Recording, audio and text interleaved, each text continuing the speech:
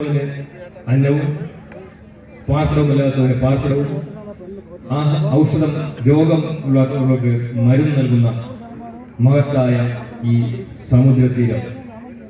ഒരുപക്ഷെ ഞാനിവിടുത്തെ വില്ലേജ് ഓഫീസറാണ്. ഒരു 3-4 മാസമായിട്ട് വന്നിട്ട്. എൻ്റെ സ്ഥലം അഞ്ചാലമൂടാണ്. പൊതുവെ എൻ്റെ ഒരുപാട് സുഹൃത്തുക്കൾ ചോദിക്കുന്നത് എവിടെയാണ് ജോലി ചെയ്യുന്നത്. അപ്പോൾ കല്ലുവാതിൽ എന്ന് പറയുമ്പോൾ നമുക്ക് ദുരന്തങ്ങളാണ് ഓർമ്മ വരുന്നത്. അപ്പോൾ അവർക്ക് എല്ലാവർക്കും അറിയാം കല്ലുവാതിൽ ലോകം മുഴുവൻ ഫേമസ് ആണ്. പക്ഷേ ഇനി കല്ലുവാതിൽ അറിയേണ്ടത് നമ്മളെല്ലാവരുടെയും സ്വന്തമായ സമുദ്ര തീരത്തിന് പേരിലാണ്. ഞാൻ ഒരിക്കൽ കൂടി നിങ്ങൾക്ക് എല്ലാവർക്കും ആശംസകൾ നൽകുന്നുകൊണ്ട് യോഗയിലേക്ക് കടക്കുകയാണ്. ഇവിടെ നമ്മുടെ ലോകത്ത് ഇന്ത്യയുടെ അഭിമാന താരമായ ആദിത്യ ബിജുണ്ട്, അഖിലയുണ്ട്, ദേവകുതിയുണ്ട്. ഈ കുഞ്ഞുങ്ങളെയൊക്കെ ഞാൻ ഇവരെയൊന്നും നേരിട്ട് വിളിച്ചതല്ല. ഒപ്പം തന്നെ എന്റെ പ്രിയ സുഹൃത്തുക്കൾ, എന്റെ വില്ലേജിലെ ജീവനക്കാർ, നമ്മുടെ സഹോദരങ്ങൾ അഭിലാഷ്, ഷിബു, മനു, ഇവരെല്ലാവരും നമ്മുടെ കൂട്ടത്തിലുണ്ട്. നമ്മൾ ഒറ്റയ്ക്കല്ല, നമ്മളെല്ലാവരും ഒന്നിച്ചാണ്.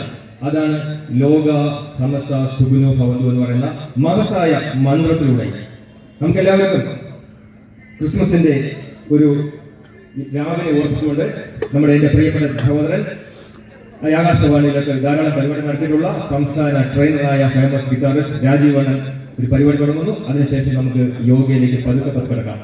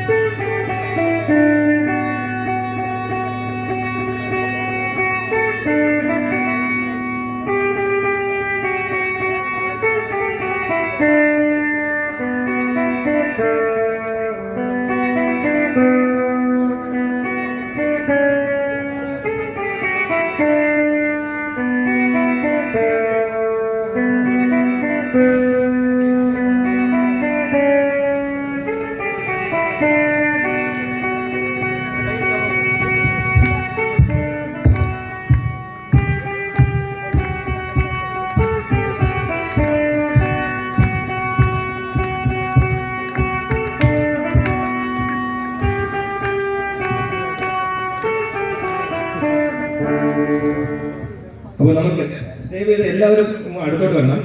നമ്മൾ യോഗ എന്ന് പറയുമ്പോൾ സത്യത്തിൽ നമുക്ക് പറ്റിയതല്ല എന്ന് പലപ്പോഴും സംശയം തോന്നുന്നുണ്ട്. നമ്മൾ ഉദ്ദേശിക്കുന്നത് നമ്മളെല്ലാവരും ചേർന്നുള്ള പരിപാടിയാണ്. മനസ്സിലായ? അപ്പൊ എല്ലാവരും സഹകരിക്കണം. കാരണം നിങ്ങൾ ഇരിക്കുന്ന ഓരോരുത്തരും ചെറിയ ചെറിയ യോഗ നമ്മൾ ഒന്നിച്ചുള്ള പരിപാടിയാണ്, ഒറ്റയ്ക്കൊരു പരിപാടിയില്ല. അതാണ് യോഗ. ഇത് ജോയിന്റ് ആണ്, കൂടിച്ചേരലാണ്. നമ്മളെല്ലാവരും കൂടിച്ചേരുകയാണ്. മനസ്സുകൊണ്ടും ശരീരം കൊണ്ടും ആത്മാവ് കൊണ്ടും നമ്മൾ കൂടിച്ചേരുകയാണ്. അപ്പൊ ഞാനിപ്പോൾ ഇവിടെ നിൽക്കുമ്പോൾ എന്റെ ഗുരുക്കന്മാർ എനിക്ക് തന്നിരിക്കുന്ന അറിവുകളും ഊർജ്ജ തരംഗങ്ങളും നിങ്ങളുടെ ഉള്ളിലേക്ക് സന്നിവേശിക്കുക എന്നുള്ളതാണ് നമ്മൾ ആഗ്രഹിക്കുന്നത്. ചുമ്മാ ഒരു പരിപാടി നടത്തിക്കൊണ്ട് പോകാനല്ല. നിങ്ങൾ എല്ലാവരും ഒരു പ്രത്യേക സാഹചര്യത്തിലാണ് നിൽക്കുന്നത്, പാൻഡമിക് സിറ്റുവേഷൻ ആണ്. എങ്കിൽ പോലും നിങ്ങൾ ഓരോരുത്തരും യോഗയുടെ ശ്രോതാക്കളാവണം, യോഗ ചെയ്യണം. നിങ്ങൾ റെഡിയാണോ? അങ്ങനെയാണെങ്കിൽ ഒരു കൈ അടിക്കണേ. 1 2 1 2 3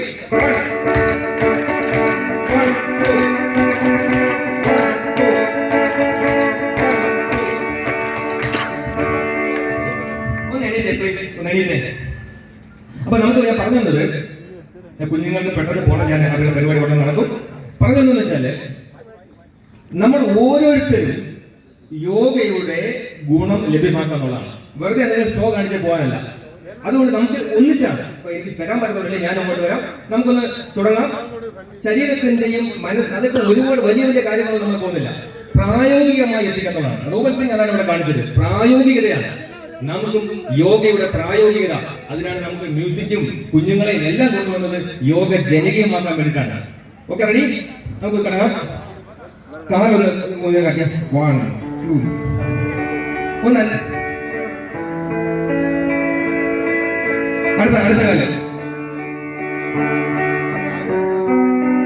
ഒന്ന് റൊട്ടേറ്റ് ചെയ്തേ. തിരിച്ച് ഇനി കാൽ കൊണ്ടൊന്ന് റൊട്ടേറ്റ് ചെയ്തേ. എല്ലാവരും ചെയ്യണം പ്ലീസ്. നമുക്ക് നോക്കാം.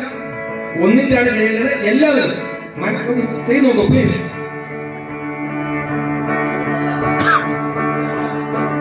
Okay, ready? ഇനി യോഗയുടെ പ്രായോഗികതയാണ് നമ്മൾ ചെയ്യുന്നത്. നിങ്ങൾ എല്ലാവരും മനസ്സുകൊണ്ട് എന്നോട് സഹകരിക്കണം. കുറച്ച് ഒരു 10 മിനിറ്റ് നിങ്ങളുടെ മനസ്സെനിക്ക് തരണം. അതിനുശേഷം നമുക്ക് പതുക്കെ പതുക്കെ നിങ്ങൾക്ക് സാധിക്കുമെങ്കിൽ നമ്മളിലേക്ക് ഇറങ്ങിത്തരാം. Okay, ready? സ്വല്പം ഒന്ന് റൊട്ടേറ്റ് ചെയ്യാം.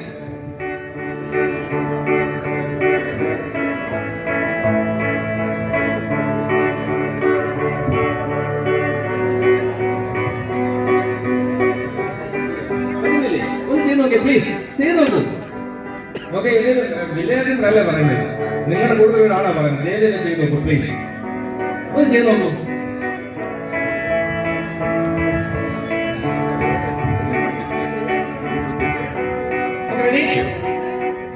അടുത്തത് ഒന്ന് മുമ്പോട്ട്. ആൾക്കാരുണ്ട്.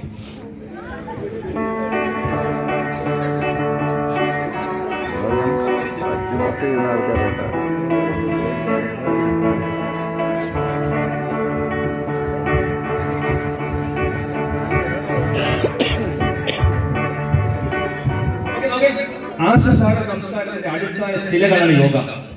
നമ്മൾ ഇന്ന് കൊറോണ കുറച്ചുണ്ട് ശ്രീജിതോ, ലോകം മൊത്തം കൊറോണ കാലത്ത് നിൽക്കുമ്പോൾ ഇന്ത്യയുടെ ഒരു മെഡിസിനാണ് യോഗ. ഇന്ത്യയുടെ ഒരു മരുന്നാണ് യോഗ. അപ്പൊ നമുക്ക് വിനിയോഗിക്കാം. കാരണം ജാതിയില്ല, മതമില്ല, മതേതരമാണ്. അത് എല്ലാവർക്കും ചെയ്യാം. ഒരിക്കലും ഒരു ജാതി മത ചിന്തയിലല്ല നമ്മൾ കാണേണ്ടത്, എല്ലാവർക്കും ചെയ്യാൻ പറ്റുന്നതാണ്. അതുകൊണ്ട് പ്ലീസ് ഒരു കഴുത്ത് നോട്ടേറ്റ് ചെയ്യണേ പ്ലീസ്.